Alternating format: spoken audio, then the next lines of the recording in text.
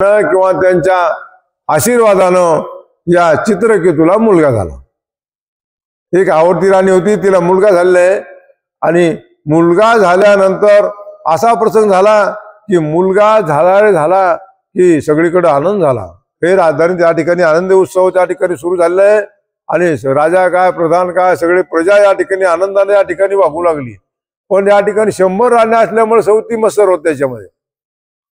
राजा या ठिकाणी वेळोवेळी त्याच राणीला या ठिकाणी जीव लावे किंवा बोल तिला मुलगा झाला म्हणून तिचे लाड करे। मग असा प्रसंग झाला की बाकीच्या राण्यांना ते काही खपलं नाही। मग शेवटी त्या लेकराला एक दिवशी झोपीत विष दिलं आणि त्या ठिकाणी तो मेला। लेकरू मेलं, सगळे हाळा झाले, सगळे लढा लागले। काय झालं त्या ठिकाणी विषाने या ठिकाणी लेकरू मेलं असं या ठिकाणी दुःख झालं। आणि पुन्हा अंगिरा ऋषी आणि नारद आले त्याच्याकडे, कुणाकडं चित्रकेतूकडे राजाकडं। आणि त्यांनी सांगितलं राजा किती तुला मी सांगितलं की सगळे या ठिकाणी मुलं कोणते जरी असले तरी या ठिकाणी अवघड असतं। हे पहा शास्त्रानं सांगितलं गुरुजी, मुलं जे आपल्याला असतात ना त्रास देतात मुलं आपल्याला। कशामुळे त्रास देतात हे पहा, काही शत्रुपुत्र असतात, काही ऋणानुबंध पुत्र असतात, काही उदासीन असतात आणि या ठिकाणी पुन्हा सेवापुत्र असतात। 4 पुत्र शास्त्र वर्णन केले। कसे शत्रुपुत्र म्हणजे मागच्या शत्रू होते, या ठिकाणी शत्रूची भांडणं होते एकमेकाची आणि शेवटी ते शत्रू भयंकर आपण त्याला त्रास दिलेला आहे। तो मुलगा जन्मवतो आपल्या इथं आणि किंवा शत्रू म्हणजे ते तुम्ही धन बुडीलं मला की त्याचं खाल्लं मला असं काय किंवा भांडले मला।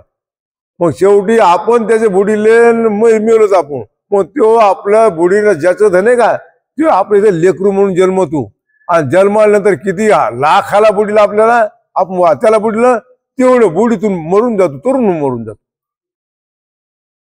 किती दुःख द्यायला त्याला तसं आपल्या दुःख देऊन मरून जातो। तितके लाख वसूल करतो तो दवाखान्यात इकडे इकडे बिमार पडून तेवढे तुमचे घेऊन जातो। त्याला शत्रुपुत्र मानलेले लक्षात आलं। मग शत्रू ऋणानुबंध म्हणजे वडील सेवा करणार। समजा आपण सेवा केली म्हणून तो सेवक मागचा मुलगा होऊन तू आपली सेवा करतो। पुन्हा उदासीन काही मुलं या ठिकाणी काहीच करीत नाही, पाहत नाही, काही करीत नाही तर काहीच करीत नाही अशी काही असतात। आणि पुन्हा सेवापुत्र काही सेवा करणारी मुलं असतात, अशी वेगवेगळी मुलं सांगते। ते आपल्या काही या ठिकाणी मुलगा असू सून असू काही असू आपल्या मागच्या ऋणानुबंधाने येतात आपल्याकडं। अजिबात मी कालच सांगितलं, सून जरी त्रास देत असली तरी आपण त्रास दिला तिला म्हणून द्यायली, आपोआप देत नाही ती देवबुद्धी तिला त्रास द्यायची। आपल्यावर ही मला हे खट्याळ आली मला हे वाटायला, अरे तो नशीब तसं कर्म केलं मला वाटायला। अजिबात देव कोणाला काही दुःख देत नाही, सुख देत नाही, आपापल्या कर्माने सगळे या ठिकाणी येतात। अशी ताकद या ठिकाणी अशी असती। मग असे ह्या चित्रकेतूला असं वाटलं ते समजून सांगितलं कोण नारदानं आणि अंगिरा ऋषीनं, अरे हे सगळं जग दुःखानं भरलेलं आहे, सगळं मी म्हणून या ठिकाणी मी म्हणशील तर या ठिकाणी सगळं नाश होईल तुझा असं त्याला सांगितलं। आणि शेवटी त्या समाधान झालं आणि तो प्रत्यक्ष त्यानं खरंच या ठिकाणी तपश्चर्या केली, चट केली आणि त्या तपश्चर्याला गेला तो ध्यान झाला आणि देवाला प्रसन्न करून घेतलं, प्रत्यक्ष विष्णूला प्रसन्न करून घेतलं।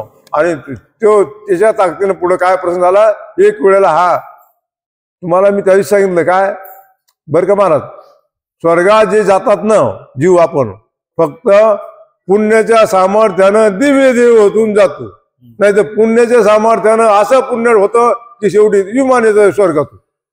दोनच कारण स्वर्ग जाता येत नाही देवलोकाला। मग असं या ठिकाणी जो राजा होता महाराज, राजा होता का, राजाने काय केलं कैलासाला गेला एकदा। कैलासाला गेल्यानंतर त्या ठिकाणी शंकर पार्वती या ठिकाणी कैलासाला बसलेले, तर असंख्य ऋषी मंडळी मोठमोठे ऋषी बसलेले, सभा भरलेली आणि त्यावेळेला शंकराच्या मांडीव पार्वती बसल्या होत्या। मांडीव बसल्या म्हणजे आपल्याला काय वाटतं आपल्या विकार डोक्यात आला आपल्या, आपण तसे आपण बुद्धीच आपली विकारानं भरलेली आहे म्हणून विकार येतं। अरे ते ब्रह्म आहे त्याच्याजवळ विकारच नाही, विकारच नाही, कोणाकडे विकार नाही, देवाकडे नाही। ते तुमच्या आपल्या देवाला काही संबंध नाही घातला। म्हणून भगवान शंकर एवढे आपलं श्रीकृष्ण 16,008 पत्न्या इतक्या गुप्त या ठिकाणी ब्रह्मनिष्ठ होते माहिती कसं आहे तुम्हाला. एकदा दुर्वास ऋषी आले, चला सांगू ती का थोडीशी. एकदा दुर्वास ऋषी आले आणि गोपीला सांगितलं माझे गुरु आले तो गोपीला सांगितलं या ठिकाणी नैवेद्य घेऊन जा, म्हणजे त्याला जेवण घेऊन जा. मग अशा वेळी या ठिकाणी यमुनामध्ये होती. दर्शनाला जायचं तिकडं यमुनामध्ये असल्यामुळं त्याला जाता येईना. मग कृष्ण म्हणे आम्ही कसं जायचं. कृष्ण सांगितलं जा म्हणले तिला सांगा की या ठिकाणी मी जर बाल ब्रह्मचारी असेल तर या ठिकाणी वाट देईल. मग वाट दिली यमुनेनं. कृष्ण ब्रह्मचारी म्हणले की वाट दिली. तर ब्रह्मचारी कृष्ण देश नसतं जायला कोणता. मग आता तिथे गेले की 60 खंड अन्न खाणारे दुर्वास वाटल ते पदार्थ खाल्ले, खूप खाल्ले.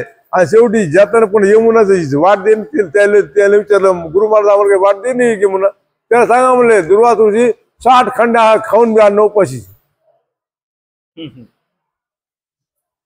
इतकं अन्न खाऊन उपाशी ती ताकदच दे बरं का गुरुजी. सांगू दे काय कारण, तेही कारण सांगतो. हे पहा हे आपले कोणते अगस्त्य ऋषी येतं बरं का. अगस्त्य ऋषीने या ठिकाणी एक वेळ असं झालं की आता समुद्र त्याला गोंधळ केली, खर समुद्र सगळं पिऊन टाकला. अरे एक गिलासभर तांभर पाणी पोटात बसत नाही. आणि एवढा समुद्र पिला म्हणजे अशी गंगासारखी असे लाखो किलोमीटर असणार समुद्र पिऊन टाकला माहिती का प्यायला. मग असा पेते म्हणजे कसं पेते माहितीये का बरं का महाराज. जे कर्म न करती कृष्णार्पण नाथबाबाची नाथबाबा भागवत ओवी.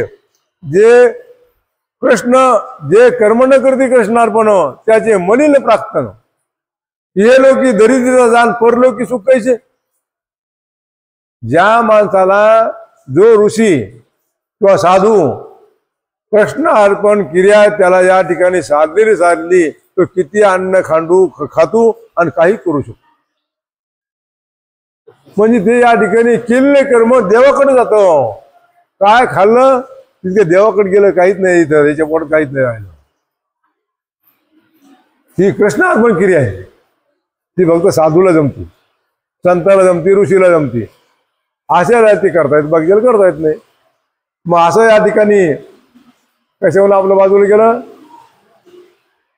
की हा मांडीवर बसलेले पार्वती माता महादेवाच्या या ठिकाणी मांडीवर बसलेले आता.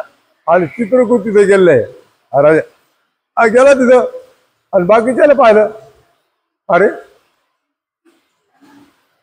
तिथं मोठमोठे ऋषी आणि तिथं पाहिलं ते खाड बोलला. काय म्हणला. अरे या ठिकाणी देवा एवढे ऋषी या ठिकाणी बसलेले मोठमोठे ऋषी येतं आणि तुम्हाला या ठिकाणी कशी लाज वाटत नाही. आपल्या पत्नीला घेऊन मांडीवर बसले तुम्ही.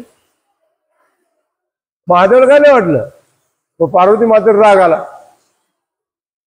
पार्वती मातेला राग आला आणि पार्वती माता त्या ठिकाणी म्हणू लागल्या अरे दुष्टा, अरे ऋषी बसलेले एवढे मोठमोठे त्यांना कळलं नाही का. तुला कळालं की मी मांडी बसलेले.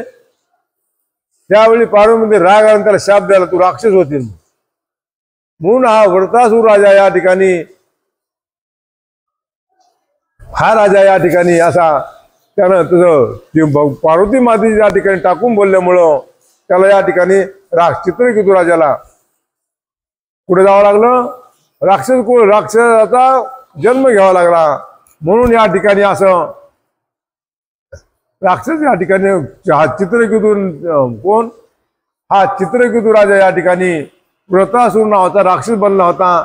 अशा प्रकारची कथा या ठिकाणी शुकदेवाला त्या ठिकाणी शुक्राचार्याने सांगितली. पुन्हा प्रसंग या ठिकाणी पुढच्या कथेला येतो. या स्कंदामध्ये मरुदगणाची उत्पत्ती सांगितली. तिथून नाही लावत तिकडून ऐकू बद्दल काय करायचं.